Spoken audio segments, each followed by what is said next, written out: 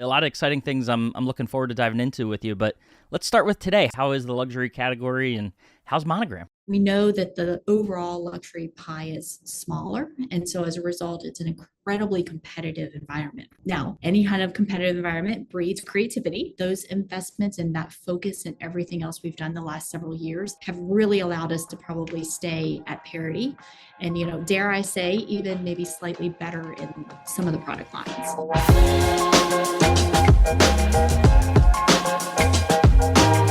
Welcome into the Independent Thinking Podcast. This is your host, Rob Stott. It's been crazy enough. It's been about 3 years since we've had the Monogram brand here on the Independent Thinking Podcast. And I think back to that initial interview and, with Julie Burns, and we were in Nashville for prime time, the first prime time out of COVID, right? Maybe not out of COVID, but, as we were coming, we felt more comfortable getting back together. And it was just a very different world, different environment. And, Julie was new to the job. I was still relatively new to the job and just a handful of podcasts into what we're doing here at Nationwide. And so much has changed. So a really cool opportunity this week to sit back down with Julie and see how things are going, how Monogram has evolved, over that time, and what's going on in the luxury world right now. Because we know, obviously, a lot of headwinds this year. It's been a challenging year for sure for independent retail and not just in the appliance category, and we've seen it everywhere, but we've also seen the resilience across the independent channel, and I think the same could be said about the appliance channel and luxury appliances in particular. So to be able to sit down with Julie was a lot of fun to dive into what they're doing, how they're positioning the brand, how they're evolving the brand, and also, explore some of the unique partnerships that they've had, even just, I think, back to this past calendar year, and one that we get to talk about with Julie, and we've covered on the Independent Thinking blog, and that's their the collaboration with Lexus that resulted in the Lexus Monogram GX concept car, and just how cool that was, and shows sort of the innovative thinking and creativity as we dive into, and you'll hear about. So just a lot of fun. Always need to sit down with minds in the luxury space and see where they're putting their efforts and attention, and frankly, the trends that they're spotting, and where they see the industry going. So appreciate Julie taking that time. So let's dive into it. This is Julie Burns of Monogram here on the Independent Thinking Podcast.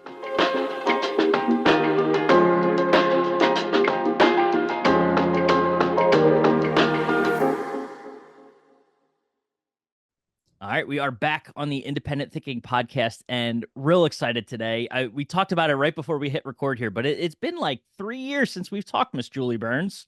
I know it's kind of crazy. And it's one of those things that I was still so new on the job that I think I was still trying to figure out, how everything works and how you put things together and how different the industry is. And Right. to be honest with you, 4 years later, I still feel like I'm still learning a ton. Right. The world continues to change. I mean, think about how times change. That was like coming right out of the pandemic, our first prime time back in Nashville, and Yep. we were still meeting at Gaylord Convention Centers at the time. So so much has changed. Oh, I know. And it's been great. It's been good to see since Yeah. then just how everybody continues to come back to the shows and the enthusiasm and, despite all of the shifts and all of the kind of nimbleness that we all need to react to, it's been good to see. Absolutely. Well, excited to get you back on, executive director of the Monogram brand there at GE Appliances. We'll start with today. We got a lot to talk about, a lot of exciting things I'm looking forward to diving into with you, but let's start with today. How are things? How's business today? How is the luxury category, and how's Monogram?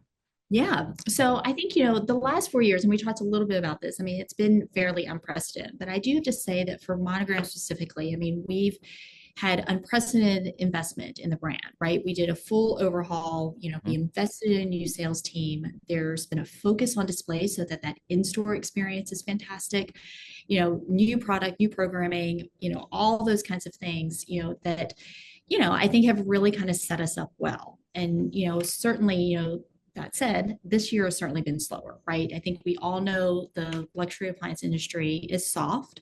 It's something that we haven't really seen in the last several years, despite the very much of the COVID kind of situation, which was an anomaly in and of itself. But I think, for Monogram, we do constantly kind of look at industry numbers, what's going on, places such as AHAM, to help contextualize what's going on. We see that built-in refrigeration and pro range, are down double digits. And so we know that the overall luxury pie is smaller. And so as a result, it's an incredibly competitive environment right now. Right. Now, any kind of competitive environment breeds creativity. And so I think, for us, I think we're really fortunate where we've been able to hold our own. Those investments and that focus and everything else we've done the last several years have really allowed us to probably stay at parity. And, dare I say, even maybe slightly better in some of the product lines. Right.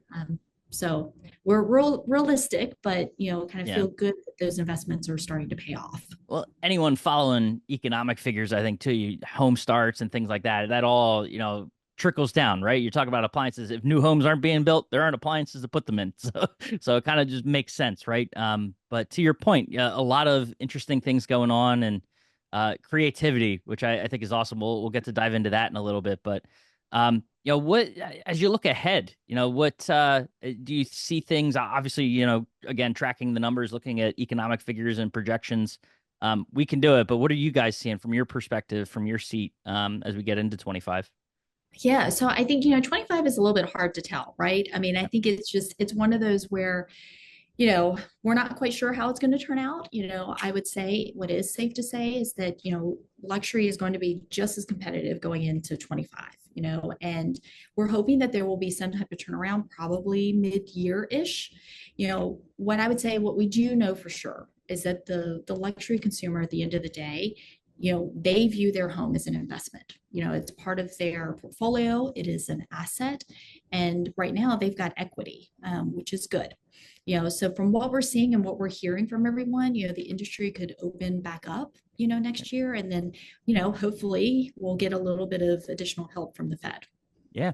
I mentioned that the home starts is probably a telling figure. Do you guys look at any other as you project out and like the numbers that are important to you as you think about where your space is heading? Are there other data points or areas of emphasis that you like to focus on? Yeah. So I think one of the things that we often will look at, and it's always interesting because I think there's one around the luxury appliance industry. It's another to look at just the overall luxury landscape and what's Yeah. going on.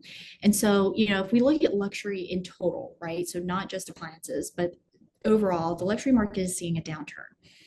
We know that, we often talk about, and I'm probably guilty of it as well, is talking about how luxury consumers are economically a lot more resilient to some of the ups and downs and everything else that you see in other segments of the population. And that certainly could be true. But I think, right now, what we're watching is that there are some critical global markets that are stagnating. And, those have been really key drivers for some of that growth in the past. And so continuing to kind of watch what's going to happen there is also going to have an impact in terms of what we're doing here in the States and what that means for the overall luxury market and discretionary income. There's a lot of factors that kind of go into some of those things. And so when we look at it, there's a lot of smaller kind of, independent specialty, players that are coming into the market that haven't come up before. And I think those are ones that are really ones to watch. It's one of those where they can specialize in a given, area. And so just bring in a whole different kind of entry. I think there's, more scrutiny on kind of what are those ethical practices that are happening. Where are people sourcing materials? What kind of impact does that have on the environment? All of those kinds of things are areas in which you probably didn't have to think about as much before. But we certainly know that it's high on everybody's mind. Certainly the younger generations coming up that will be coming into affluence and everything else, that they're certainly going to care about those things. And so all of that's going to play into what that means for long-term strategies. And then in particular for brands such as ours, what that means in terms of sustainable growth so that you continue to stay relevant. Yeah, no, it makes sense. It's kind of a parallel and it not necessarily related to our industry, but I almost think of it like the Apple effect, watching those, the keynotes and Tim Cook get out there every so often. And, the thing you could kind of the things they talk about, right? Whether it's health and wellness or how they build their products. And I think that, what do they have that like goal of, the 2030 Apple 2030 or something like that about being sustainable. And the emissions and things like that. So, Yeah. all the things they talk about are the things you're kind of alluding to here and what matter to not only customers today, but future generations and the things that are important to them as they seek out brands that they want to engage with. Yeah. And I think it's great. I mean, I think it's one of those where you continue to see that evolution. I think it's one to see people care about what's going on kind of, Yeah. outside of their own, bubble and what does that look like? And, I think they're so much more informed and what that looks like and really kind of shapes how, how we want to be when we grow up. And I love that you see all of these larger organizations declaring on what it is that they want to be able to do. Yeah. That's going to become even more important. And so, what I find really fascinating and interesting is that you've got folks that are really kind of making a conscious effort on what does that look like when they are building their Yeah. home or they're remodeling their home and what it is that they're using.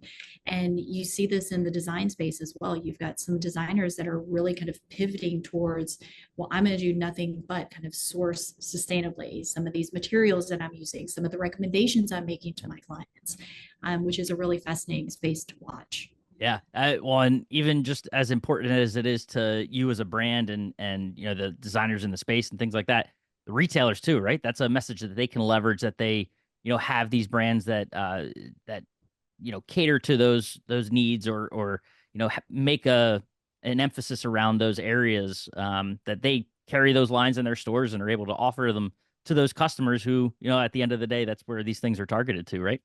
Yeah, Yeah. for sure. And I Yeah. think it's really interesting. And again, we'll continue to see how this happens. I mean, as we all know, right? So a lot of these things around sustainability, environmental impact happen on the coast and then they, make their way to the center of Hmm. the US. And, I think from a home trends perspective, we're seeing that sustainability kind of come through where people are looking more at what does it look like for solar panels? What does that look Right. like in terms of not just incentives, but then, what does that mean in terms of what I'm giving back, but what that looks like for my own grid for my home. Hmm.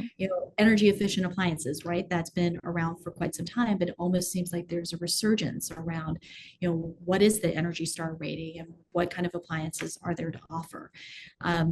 Even so far as to what does it look like for battery backups, Hmm. and does that look like? And I think for Monogram, one of the things that we're excited about is that we continue to have a really great relationship with Savant when we talk Yeah. about smart home Yeah. automation and Yep. energy management and all of those, and what that looks like. Yeah, I'm glad you. I was debating in my head. I forgot if it was Monogram or Profile that had the Savant relationship. Monogram, right? So, It's both of our both. brands. Oh, there you So go. yep. All right, perfect. And it yeah, and Yeah, it works out. What's great is yeah, that one, I mean, I think as being a part of GE Appliances, yeah, where we've got a portfolio of brands, I yeah, think great is that Savant can also traverse kind of across, a couple of our brands. And so when you talk about that luxury home where everything is automated and that energy management, where they're going to have everything to be able to do, a holistic system, is perfect. And then when yeah, you talk about the point to point kind of system and what does that look like where I just need to have a battery pack to keep my refrigerator up and running, mhm, what does that look like, right, from a profile perspective? And so it's nice to be able to have a partner that can have different solutions, but we have the common goal in place that, we want to be able to bring smart home and we want to be able to bring energy management in a very easy, comprehensive way. yeah. Well, what's awesome about that too is that it takes that smart home conversation, and I think people, I say people, consumers probably when they traditionally think of smart appliances, they think of the screens on the doors and like a very high techy stuff. It doesn't have to be that, right? And it's kind of proof in the pudding of this partnership, and what the GE and Monogram, the Profile, all the different brands have been able to build with Savant, and launched at KBIS this past year. Is that right? Where it was first No, announced. So I yeah. like need to So see it kind of grow too in just a short period of you time. will absolutely. I think you'll continue to see that evolution of how we continue to partner. What does Yeah. that look like? For Monogram, we've got a new partnership with them so that any of their dealers are able to specify Monogram into some of the homes that they're in. And so I think, they're super excited about it, as are we. Right. It's a nice synergy, across the two brands, and to be able to say, hey, we've got other builders, other kind of designers, that you can help to get the word out and Yeah. understand where that kind of comes and really the forward strategic perspective that we have. Yeah. And I mean, to your point of making sense, that customer that is looking at home automation and that level of, not DIY. I just want a doorbell camera, right? It's like more of a truly integrated home. And, if they're already thinking about that, the kitchen's sort of that next, obvious step for them. And it does make sense, right? Because they are that level of customer, that client that, would be thinking that way. So awesome to see. And I'm excited to kind of continue to watch that grow too. No, But for sure. yeah. Before a little kind of foreshadowing, right? I don't want to dive too deep into partnerships because we talked a lot about some of the trends and things like that, and you hit on a lot. Are there any others that retailers need to be aware of in the luxury space? Whether we hit on smart home and home automation Yep. and kind of what's happening there, energy efficiency, but any design trends you're keeping an eye on as you guys think about your products and how they fit into the luxury kitchens of today and tomorrow? Yeah. I think what is great is that there's the kitchen, and we always think about appliances going to the kitchen. But I think what we're continuing to see, and I think it's been, certainly in luxury design, but you're seeing it more, is around what does it look like for, luxury hotel residences, for instance. So Yeah. there was a project in Nashville with the Conrad Hotel, Yeah. so there That's right. were residences of the top portion of the floors. And so in that kind of environment, what you see is you see more kind of like in room kind of kitchenettes, and you see cocktail bars, and you see all these other types of things where you get all of the amenities that you would think of as a single family home in something like that. I would say certainly in the other kind of design that we're seeing for hotel, or not hotels, but in residences, Yeah. are the emphasis, and you mentioned it earlier about wellness, right? And so you see some wellness rooms that are popping up. And what does that look like? So if you have, warming drawers in your master bathroom, so you have a nice warm towel when you get out of the shower, some of those things. So you see wellness rooms, you see other kinds of amenities, either in a master suite, or I guess I should say primary suite, Yeah. where we've got what they call a morning kitchen, or a wet bar. And so you can have your coffee in the morning while you're still kind of waking up and getting a morning start, and some of I those need things. I So need to keep you away from the wife and maybe myself too. Like you're making my brain stir of like what can happen. This is a dangerous conversation. I like where it's it's going though. no, but it's No. but it's great. I think that whole idea of that, Yeah. appliances don't have to necessarily just Right. stay with the kitchen. There is this possibility of saying, hey, there's a lot of other places that you Yep. can use the same technology, the modern conveniences throughout the home. No, that's awesome. And I think kind of to your point shows that next evolution of, you don't have to think about just the kitchen. I think that's pretty cool. And it gives just a wider story for your brand and then also the retailers as well to be able to tell that and extend the business beyond one room in the house to many others potentially. So that's pretty cool. Um, we mentioned partnerships. You got Savant. There's another really cool one that you guys announced this year, and that was Lexus, a little car Yes. partnership. I know it's a concept car, right? So we won't be seeing this on the roads anytime soon. As sad as that makes me, to not be able to cook pizzas and things like that from my trunk, but pretty cool. Talk about that a little bit and what how that came about. Yeah, so we got to know the Lexus team through our partnership at the Food and Wine Classic, and it's one of those where you have culinary kind of brands and lovers all in one particular space, and so started a relationship with them there. And I think when it came about to say, hey, we're going to launch our new Lexus GX, and we'd love to partner with Monogram, we were like, this would be amazing.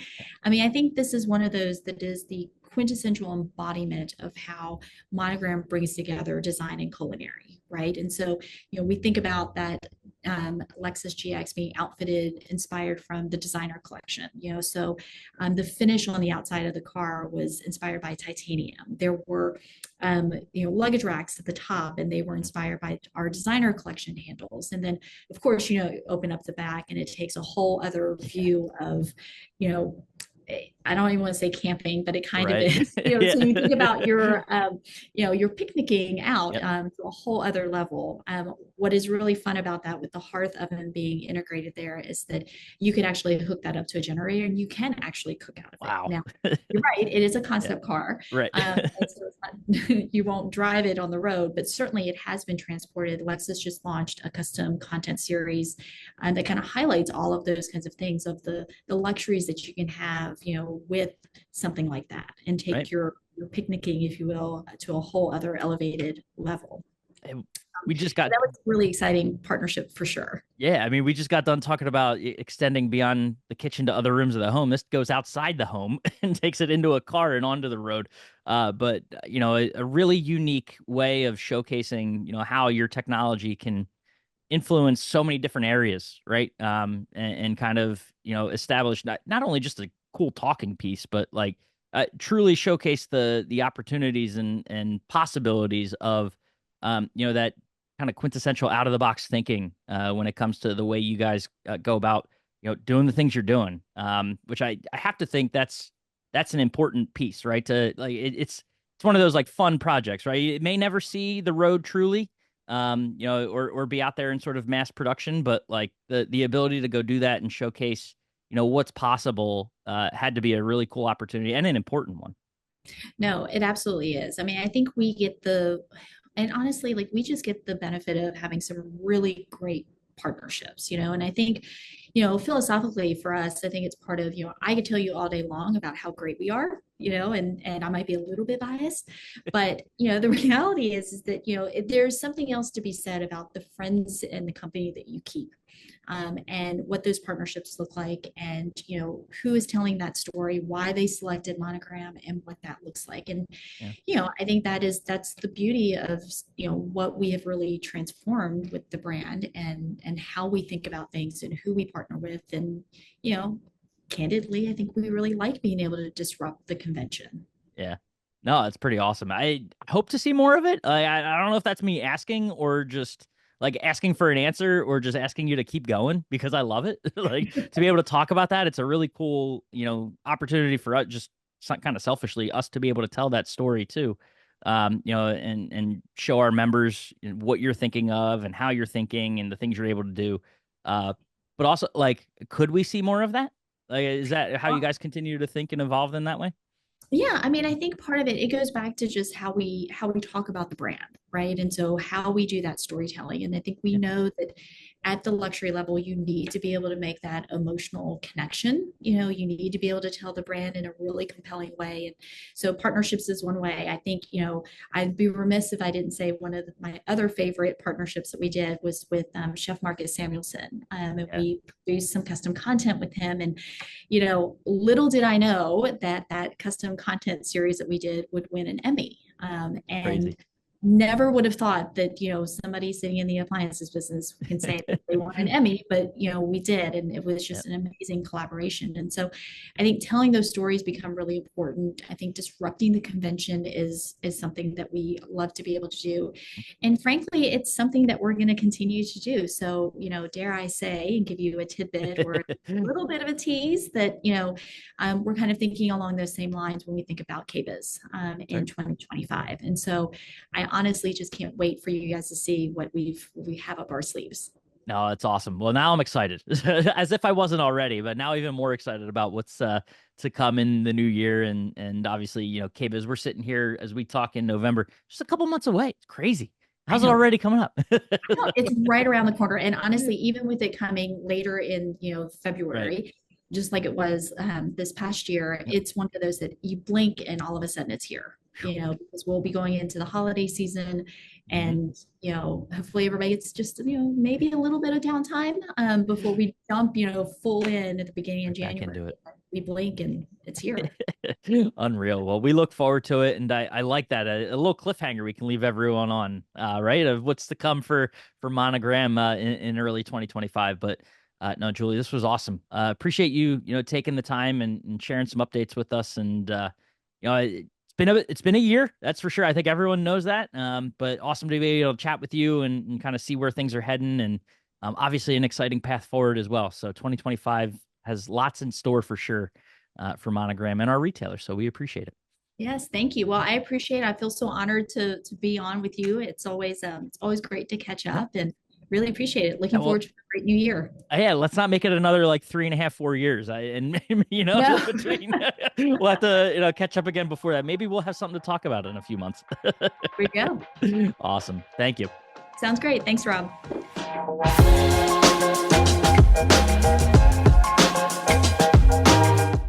Awesome. Awesome. And thanks again to Julie. Like I said, at the top, it's long overdue, but it was also, I think, neat to be able to have spent that much time, in between these interviews to see how her approach to the job and the brand and the industry has evolved over that time, and how Monogram, and like we said, has evolved. So unique things coming. Always, looking forward to KBiz 2 and seeing what's coming there. So always something on the horizon for that brand. So, look forward to covering whatever that news might be when it gets announced, or whatever new partnerships and collaborations the Monogram brand goes and explores. So appreciate Julie. And as always, appreciate you listening to the Independent Thinking Podcast. And we'll catch you next time.